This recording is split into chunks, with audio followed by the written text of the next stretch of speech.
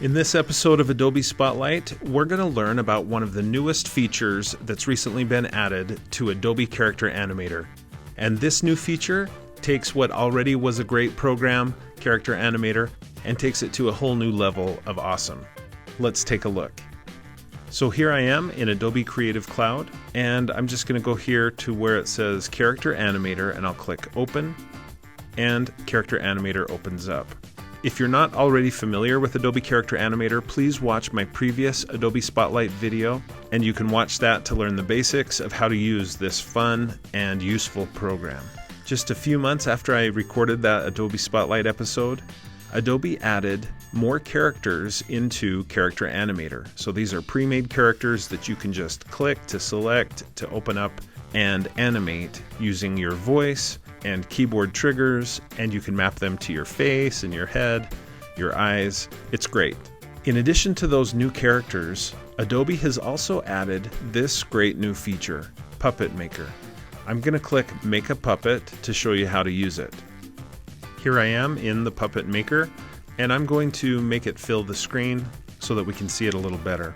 As you can see, Character Animator has randomly designed a character for me.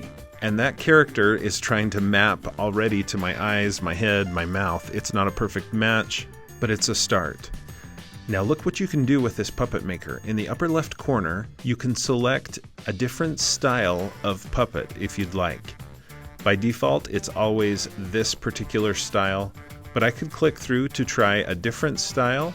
I could just go one by one through these different styles. And it's important that you know that each of these styles that I'm going through shows characters that can then be customized. So I'm not stuck with this particular charming character. I could adjust many of the elements of this character, but the style is what I'm really selecting here. Do I like this style? How about this style? Here's one of the weirdest styles that I've seen in the Puppet Maker in Character Animator.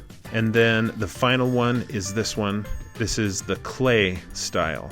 So that's the first decision you need to make in the Puppet Maker, is which style are you going to use. I'm going to stick with the original first style that's here in the upper left. Now if I like the random character that was generated for me, I could just give that character a name here at the upper right, and then click Generate to get back into the full Character Animator interface, and I could start recording. But if I want to customize this character, I can do that in a few different ways. One would be just to simply randomize again. So I can click this randomize button here to randomly change the characteristics of the character that I'm working with. Just clicking that a few times, you may find the perfect character for you or for your students. So give that a try. I think this one looks pretty good. But if you want to, in addition to just clicking randomize, if you look below that, you can also choose a hairstyle for your character. We have 4 basic hairstyles to choose from. Or you could choose this button here to remove the hair. Underneath that, we also can choose hair color, and there are several different options to choose from. Below that, we have some hair props. I think I'll trade this dashing looking cap for not horns, no, but instead maybe a cap, a pirate hat, or a halo, or you can just say no hair prop. Next we have skin color options, we have eyebrow options, eyelashes. It's hard to see those because of the glasses. I can adjust the eye color, and here we get to eyewear. I can change the style of glasses, I can go with the pirate look, or just remove eyewear completely. There are also some nose options. So just click through those to find the nose that matches what you're going for. And then next, you can pick the facial hair for your character, or just completely remove the facial hair. Finally, we have some options for the clothing of the character. We can change the shirt design, what logo or image is on the shirt. Could be a heart, could be stripes, could be the Character Animator logo. There's just lots of different options that I can choose from for the shirt of my character. I'll just go with this Character Animator logo. I can adjust the shirt color, and my character is now fully customized and ready to be used. I also do have different backgrounds that I can put my character in. So I could put him indoors, looks like a school or an office of some kind. or I could change it to this background here. There are some options for the hands and also some directional options that I have here that will help decide how the character enters the scene, from the left to the right, from the top down, etc.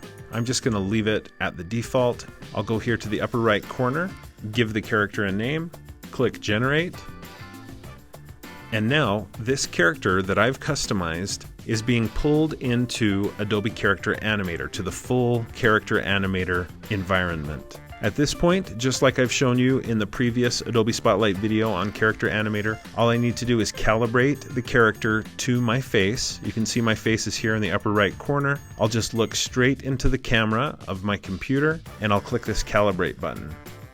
Now that I've done that, the character is more finely tuned and mapped to my face. If I raise my eyebrows, or if I look to the left or the right, if I tilt my head, the character matches my head movements and facial movements.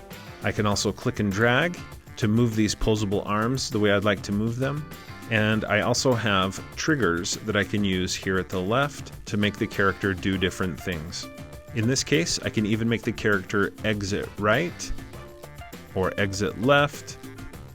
And there are several other triggers that you should check out here at the left. If you want to learn more about the triggers and other options in Adobe Character Animator, please watch my previous Adobe Spotlight video on Character Animator. So with this new puppet maker in Adobe Character Animator, you can create your own customized characters for your students to use or for you to use to make educational projects that go with your curriculum.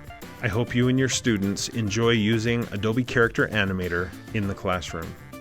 I hope you enjoyed learning about this great new feature in Adobe Character Animator, the Puppet Maker, and I hope to see you next time in the next episode of Adobe Spotlight, presented by UEN.